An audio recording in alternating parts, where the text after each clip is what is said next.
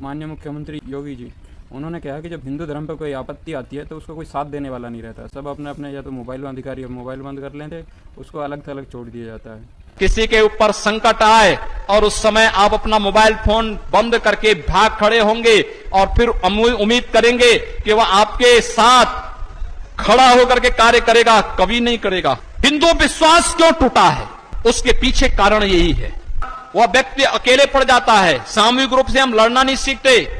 और सेम यही की स्थिति आज पूज्य संत आसाराम जी बापू की संस्था के साथ भी ऐसे ही हो रहा है कि उनको अकेला छोड़ दिया जा रहा है। एक निर्दोष संत को हिंदूवादी देश में और हिंदूवादी सरकार के रहते एक निर्दोष संत जेल में है। लानत है, हमें लानत है, हमारी सरकार को भी लानत है जो इस तरह से जो है एक हिंदू संत को फंसाया हुआ और उसके बारे में सब सेक्युलर बन रहे हैं। दूसरे अगर कोई मंथ पजम का ये होता तो वो ये नहीं सोचते कि बोले जो है कि गलती है कि सही देते हैं। चाहे कैसे भी आरोप हो, कैसी भी गलती हो, अपने वाला है, बात खत्म हो गई। और हिंदू धर्म में हिंदू होने के नाते वो सोचते हैं कि भाई हम तो सेक्युलर है, उन्होंने गलती की है तो वो भुगतेगा। वो ये नहीं देख रहे कि साला फंडेड मीडिया है, विदेशी मिशनरियों की मीडिया है, उन्हीं के इशारे पर सब हो रहा है। बस लोग समझते हैं कि उनकी उल्टी चाट के और अपना मुँह पताव देगा और सेक्युलर बन जाते और ख़त्म किया। माननीय मुख्यमंत्री योगी जी ने भी इस दर्द की पीड़ा को इसको सहा है। लोग बात तो करते हैं कि एकजुटता, कोई छतरपुर वाले हैं, कोई ऐसे हैं वैसे हैं, बात तो करते हैं कि भाई बड़ी भावुक अपील करते हैं कि भाई हिंदू धर्म में एक हो जाओ, संगठित हो जाओ।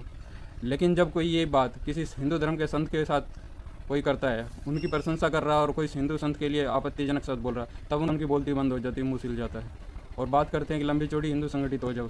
कह तो सब देते हैं कि भाई हिंदू संगठित हो, लेकिन संगठित होए कैसे? जब किसी के ऊपर आपत्ति है तो साथ दो ना। केवल नारे लगाने से संभव नहीं है कि भाई हम संगठित हो जाएंगे। नारे तो सब लगा देते हैं कि भाई संगठित हो। नारे लगाने से संगठन नहीं बनता। जब संगठन की बात आती है तो अपने ऊपर आती है तो सब बोलते हैं कि हिंदू संगठित हो जाओ, और जब दूसरे के ऊपर आती है तो सबने सब साइड किनारे हो जाते हैं, तब चुप हो जाती है। ये नहीं सोचते कि भाई आज आग लगी, अगर पड़ोस में आग लगती है तो ऐसा नहीं है कि अपना घर बच जाएगा, तो अपना घर भी जल कर आग होता है, आग फैलती ही चली जाती है। आज अपने ऊपर संस्था के ऊपर बात आ रही है तो कोई साथ देने के लिए खड़ा ही नहीं हो रहा। सबने छोड़ दिया कि भले अपना क्या ऐसे अपना करते ना क्या करते हुए ऐसा हो गया कि हिंदू धर्म जो है आज एक सिकुड़ कर रह गया, एक दायरे में सिकुड़ता चले गया। विदेशी मिशनरी तो चाहती है कि इनकी संस्कृति को मिटा दिया जाए, उनकी खुद की तो कोई औकात संस्कृति बची नहीं। अब वो गंदगी, शराब, दारू, वेश्यावृत्ति, नंगनता, इसके माध्यम से सनातन संस्कृति को ख़त्म करना चाह रहे हैं। यूनान, मिस्र की संस्कृति तो केवल अजायब घर तक ही सीमित रहेगी, लेकिन भारत की जो संस्कृति है वो अभी भी घर घर में देखने को मिल रही है।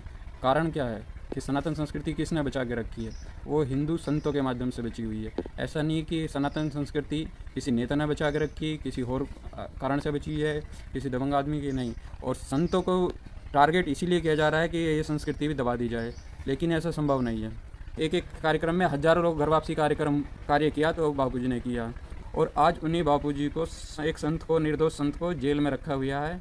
ये सोची समझी साजिश है। हम हिंदुओं को इसमें सावधान होना चाहिए। हर बुद्धिजीवी को इसके बारे में विचार करना चाहिए कि भाई ये गलत है और इसके ऊपर पढ़कर आवाज़ उठानी चाहिए। अगर हम ऐसे ही सोचते रहेंगे कि भाई दूसरे का है, ये तो अपना क्या है, ये उनकी संस्था है, वो जाने है, उनके शिष्य जाने, ऐसे नहीं होती। पड़ोस में अगर आग लगती है तो पूरे पड़ोस को जला देती है, उससे अपना भी घर सुरक्षित नहीं रह सकता है। बापू जी की संस्था ने एक ने जब 2014 के चुनाव हुआ तो एज ए कार्यकर्ता के रूप में काम किया, क्योंकि कांग्रेस ने षड्यंत्र किया। ईसाई मिशनरी इटली की जो मैडम है उसने ये काम किया, बापू जी को अंदर डालने का काम किया। तो संस्था के लोगों ने बहुत ही आस के साथ सोचा था कि ये अब की बार जो है हिंदूवादी सरकार आए है, ये कुछ करेगी, लेकिन इसने भी वही उल्टी चाटनी शुरू कर दी है। आने वाली पीढ़ी अपने को गाली देगी, जूते मारेगी, बोले 2 पैसे के आदमी हमें मूर्ख बना के चले गए और हम मूर्ख बनते चले गए, और हमने अपनी विवेक को सुला दिया। उन्होंने तो वो दारू पी के, मांस खा के और बक कर देते और उनकी उल्टी चाट के हम अपने हिंदू संतों के लिए नफरत भरा बोलते हैं, अशब्द बोलते हैं। हमारे लिए बड़े शर्म की बात है। ऐसा अन्याय तो मुगल के शासनकाल में भी नहीं हुआ। उनमें भी इतनी अक्ल थी कि वो पीर फकीर है, पीर फकीर के साथ बड़े ही अदब से पेश आना चाहिए। लेकिन ये जो है अंधी बहरी सरकार हो गई, सोचने को तैयार नहीं है कि भाई ये हिंदुओं के साथ जुल्म हो रहा है। क्योंकि इनकी वोट मिल रही है, इनको आराम से मिल रही है, कोई दिक्कत नहीं है, तो वोट की राजनीति कर दीजिए, कहीं वोट तो जाने वाली नहीं। क्योंकि हिंदू धर्म ही एक ऐसा धर्म है जो पूरे विश्व में शांति स्थापित कर सकता है। हिंदू धर्म में वसुदेव कुटुंबकम की भावना है, सर्वभवन्तु सुखिनों की भावना है। आज देख लो, जहाँ सनातन धर्म, वहाँ सुख शांति है, और जहाँ सनातन धर्म के विपरीत का जो पंथ मजहब है, आज बम, बारी, गोले बारूद बरस रहे हैं। 2000 के लगभग की बात है, अफगानिस्तान में तालिबानी लोगों ने महात्मा बुद्ध की मूर्तियाँ तोड़ी गई थी। पहले हमारे देश की जो सीमाएँ थी, भारत जो अखंड भारत था वो अफगानिस्तान तक फैला हुआ था, और अफगानिस्तान से ये इधर पाकिस्तान, नेपाल, भूटान अलग काफ़ी लंबे चौड़ा था। लोग कहते थे कि जो है स्थिति हमारी मिट्टी नहीं, लेकिन क्या हुआ कि सिकुड़ते चले आए और आज सिकुड़ के कहाँ रह गए, केवल एक भारत देश में हम सीमित हो गए। और भारत में भी अब कितने दिन तक रहेंगे, किस क्या स्थिति रहेगी, कोई पता नहीं। और जो लोग भी इस वीडियो को देखे या समझे, वो अगर अच्छी लगे तो ये बात दूसरों तक पहुंचाए और हम सब हिंदू संगठित होए, एक दूसरे को अकेला ना छोड़े, योगी जी की बात का महत्व समझे कि जो है हमारे ऊपर आपत्ति है तो दूसरे के ऊपर आपत्ति है, कल को हमारे ऊपर भी आ सकती है, हमारे साथ भी ये घटनाएं हो सकती है। इसलिए हम सब मिलकर एकजुट होकर सनातन धर्म का कार्य करें, हिंदू धर्म को फिर से अध्यात्म का विकास करें। याद रखना, संकट के समय खड़ा होना सीखिए। सामूहिक रूप से हम लड़ना नहीं सीखते।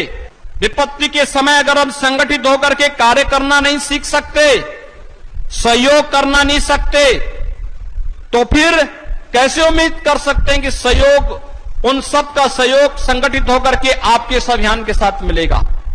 और इसलिए बंधुओं, आज की सबसे बड़ी आवश्यकता है कि हम संगठित होकर के कार्य करना सीखें और संगठित होकर के जिस दिन हम कार्य करना प्रारंभ करेंगे, उस दिन दुनिया की कोई ताकत आपका बाल बांका नहीं कर सकती है।